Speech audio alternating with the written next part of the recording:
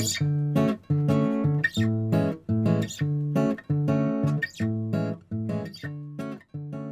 my name is Lebogang Tsomele. I'm a field logistic manager right here at Plus94, and I've been a mother for 18 and a half years, and I have one child, a daughter. How is it having a teenage daughter?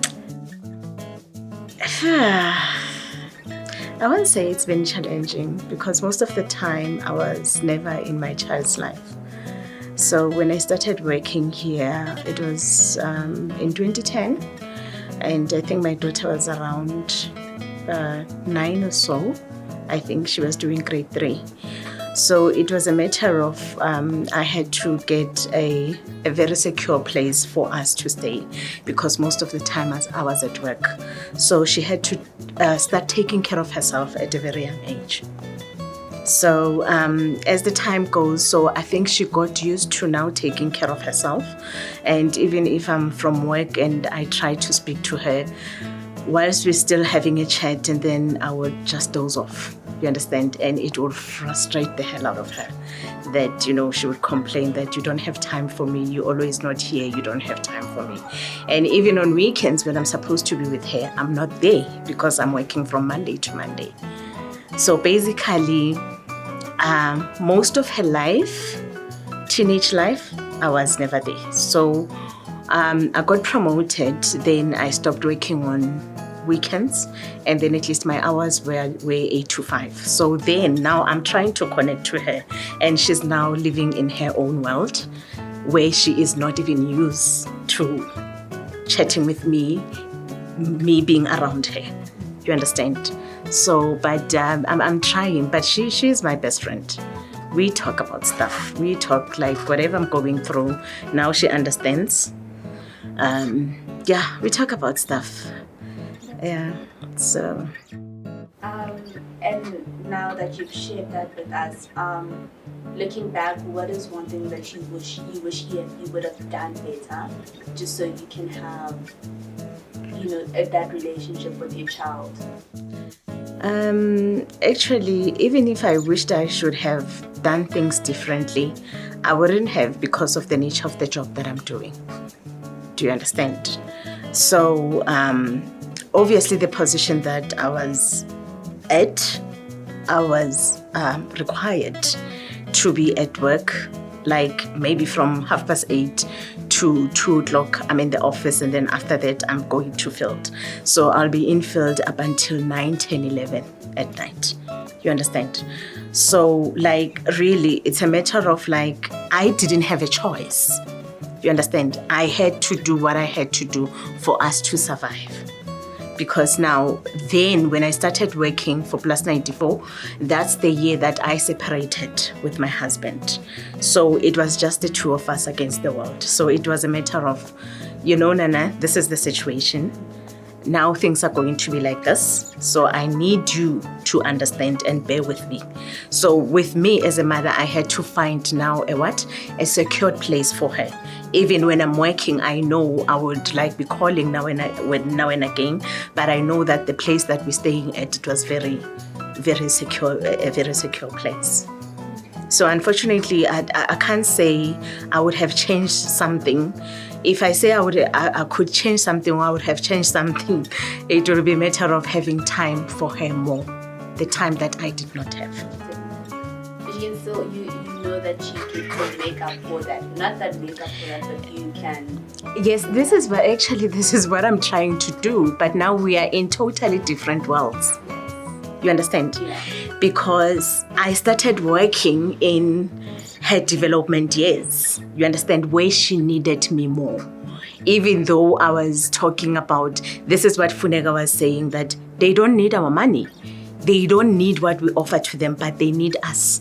You understand? So, but a matter of like, if you want a McDonald's, then I have to go to Plus94. I have to work late.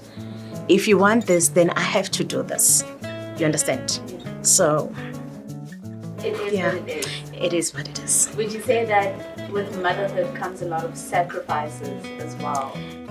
Yes, yes, it does. It does. But unfortunately, I didn't do much of that because, like, if I'm needed, I have to travel to another province or whatever, then I'll just have to take her to my mother or I'll have to take her to my sister. So basically, even when she was ill, she was one child that even if she's ill, she would want to go to school. Even though I'm like at home and I'm saying to myself, okay, fine, I'll call in tomorrow and say my daughter is sick, and the next day she will be waking up in the morning and say, I'm going to school, I'll be fine. So at times I would feel guilty. With the parents meeting and everything, it was a matter of, I couldn't even tell my land manager that I need to leave early. So it will be the matter of, okay, I'll call the father and say, please go to the meeting because I'm at work. So he even complained that every time I'm the one who's supposed to be attending the child's events and all those things. But it was what it was. But I mean, in your thinking, that was the best thing for you to do because you had to provide for her. I had to provide for her. As I'm saying that it was only me and her against the world. So if I was not going to provide for her, who was? You understand? And even if the father is supporting, but to a certain level, I was staying with her. So I was the one who was supposed to make sure if everything is well with her, financially and otherwise. You understand? Do you think that working mothers are made to carry a lot of guilt, not just at work, but also from their family members and their friends? Do they instill a lot of guilt upon you as a working mom as to say why you're going to work and not spending time with your child? Definitely. Because at work it will be your boss. If you want to be with your child when he's sick, it will be a matter of your child is always sick. Or it will be a matter of you'll be thinking on your own that, hey, this time when I say my child is like this, they would say, your child is always sick. You understand? With your family, then you leave your child sick. And they will be, what kind of a mother are you? How can you go to work when you know your child is sick? You understand? And still with friends, I mean, like really, work. I mean, you can bank work and take care of your child. Or you can maybe not go to a certain province or not go to field and do whatever that you have to do. They have to understand at work, but you know better than anyone that whatever they're saying to you, it's not possible. You have to be there. So, yeah. And what do you think can be done to create a much safer and liberating environment for working mothers, from just in terms of their family members, their friends, and also in the workspace? What can we do to change the current environment and the current conversations and narratives that are being said about working mothers? The only thing that I think the companies that we work for, they need to understand, the corporate companies that we work for, we are mothers. We are mothers. That cannot change. And if your child is sick, you have to be there for your child. You understand? If maybe, let's say, my child has an accident somewhere, and then I call my sister and say, go to school and check. What kind of a mother if I'm not going to leave what I'm doing and go and check myself if my child is okay? So they need to be in a space where I know most of them are males and they want to understand exactly what we're going through and the guilt that we carry for doing some of the things that we are doing to our kids. You understand? But they need to be in a space where they understand that a mother is a mother. When I say my child is sick, my child is sick. You have to understand. I have to be there for my child. I don't have to feel guilty that my child is sick or my child had an accident. You understand? There was a time where my child had an accident. I think she was doing grade 11. And I was coming from the shops and I think she switched on the Wi-Fi. So most of the time, I don't want her to switch on the Wi-Fi because I felt that she needs to use it on her projects at school. So now she'll be on YouTube and doing all those things. So I think she had the footsteps and then she ran, wanting to switch on. And as she was running, her breast was caught on a handle. And her breast was slit like this. You understand? And now I get into the house and I'm like, she's bleeding. What's wrong? Hi, mama. Hi, mama. And I felt that there was something wrong that she was doing. You understand? And now the following day, I have to go to work. I have to go to work. And I would call in and say, okay, my daughter had an accident or something like that. But unfortunately, it was her who said, no, I'm going to school. I'm stitched, I'm fine. They dressed it, so why should I stay at home? So now I'm thinking that this is this is the atmosphere or the situation that I have created between me and my daughter. You understand? And I cannot blame her if she doesn't want to stay at home and me taking care of her, because she was never used to that. She was never used to that.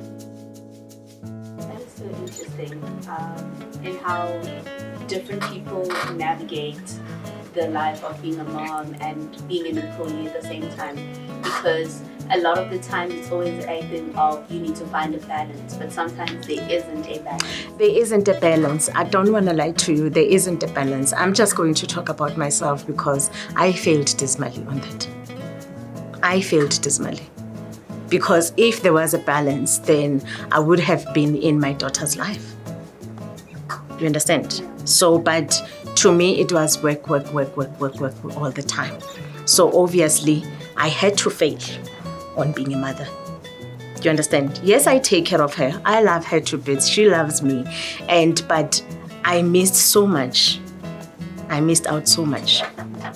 Yes. And just like in closing, and I guess this would be a message to your daughter that you would have, should she start working and then she also has a child of her own, what is the one thing that you would like her to know? Actually, I would like her to know that your child will always be your child and your child comes first. Work is something that you are afraid that if you can leave, how is this seed of yours going to survive? You understand? But sitting down and looking at the years that I have missed, I would have done something. I don't know what, but I would have done something because I've missed out. And unfortunately, the time that I've missed out, I will never have them again. So now I'm trying to, make up for the past years. And now she's a teenager. She's going to a tertiary, so she's got her own life. So, her and I are having a conversation, an adult conversation. So she's no longer that child that I would, Scold. Baby and scold and do all those things. No. So when we have conversation, she will actually correct me at times and at times tell me where to get off and say, no, this is not how you do things. Things are done this way. You understand? So I no longer have a child. So now I have a sister who's going to a tertiary and it is what it is. But I think I was more blessed, I may say. I was so blessed because my daughter, she's someone who's level-headed. So you understand, on those years that I was leaving her on her own, she would have done something like be hooked on drugs because I'm not always at home. She would have done things that I'm not proud of today, that I would be blaming myself more than I'm blaming myself now. You understand? But it was a matter of that she loves her books. Every time when I come back from work, she's on her books. She's reading, studying. And at times she cooks, she cleans the house. So I've got a very sickly mother. So my mother is staying with me now. So from last year, actually, she was doing her grade 12 last year. So even her results in March, actually, the first term, she didn't do well because my mom was very ill. You understand? So now she is somebody actually that I am depending on her with so many things. Because even though my mother is sick, I can pack my things and take a flight to another province without worrying that who is going to feed my mother, who's going to help my mother bathing and all those things. So I would rather say I'm very blessed actually to have a daughter like her. I think even though the circumstances weren't the greatest, the outcome of it all is still something that you can be grateful for. I think somewhere, somehow, I did the right thing. Somewhere, somehow, I did the right thing. Because every time when I look at her, I'm like, I am so blessed. This is one thing that I have done right in my life. Even though I was not there for her, but that wasn't preventing me from disciplining her when I see that she's not doing things in a manner that is appropriate. You understand? If I felt that she was on WhatsApp and the conversation that she was having were inappropriate and all those things, I would scold her. Even when she was 16, I would scold her. You understand? So now I'm saying to myself that every time I look at her, I'm saying like, you know what, God, when this child is turning like this, it means there is definitely something right I've done with this child. Thank you. Yeah. Thank you so much for sharing your story with us. You're welcome.